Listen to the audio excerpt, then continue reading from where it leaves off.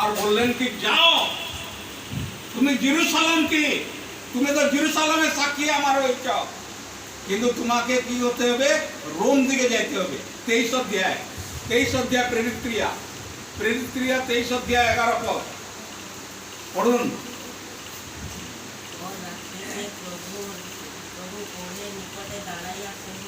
হ্যাঁ, মাইক ধরো।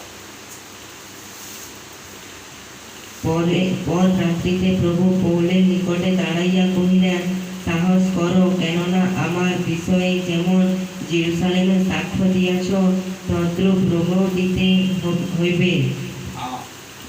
দেখো, সেই প্রভু, যে প্রভু কথাতে ভবিষ্যৎবক্তা বলেছিল কি, আমাকে পবিত্র আত্মা বলছেন কি তুমি জেরুসালেমে তোমার কষ্ট হবে, কিন্তু জেরুসালেমে মনা করেছিলেন না যে জেরুসালেম না যাবো বলে। কিন্তু আমরা উল্টা বুঝি একদম। যিশু প্রভু বলছেন না কি প্রচারে যাব না, প্রচারে যেতে হবে, লোকরা মারবে, এটা গ্যারান্টি কথা, লোকরা ঠাট্টা করবে, গ্যারান্টি কথা, লোকরা তুচ্ছ করবে, গ্যারান্টি কথা, কিন্তু নিজের বিশ্বাসকে বুঝাতে হবে, নিজের বিশ্বাসকে জাগ্রত করতে হবে, জাগ্রত করতে হবে। Hallelujah, hallelujah. আমরা যতই আধ্যাত্মিক ব্যক্তি হইলে মধ্যে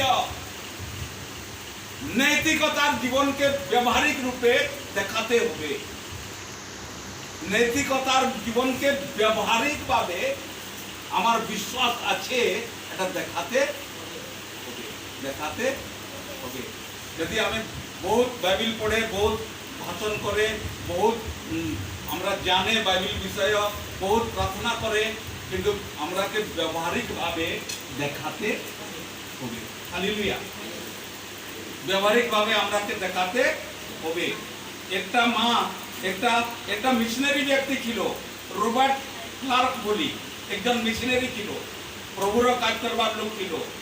আর ওনার মা বলছেন মিশনারি কাজের জন্য 100 টাকা দিয়ে দেবারটা ভালো বড় বিষয় নয়।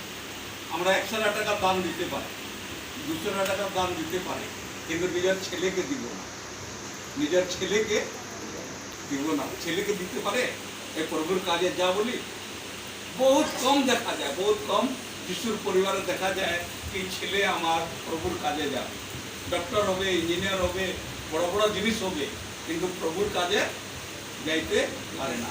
ঈশ্বর ওনার একমাত্র পুত্রকে আমরার জন্য দিয়ে দেবে, কিন্তু আমার একটা ছেলেকে আমরা দিতে পারে না।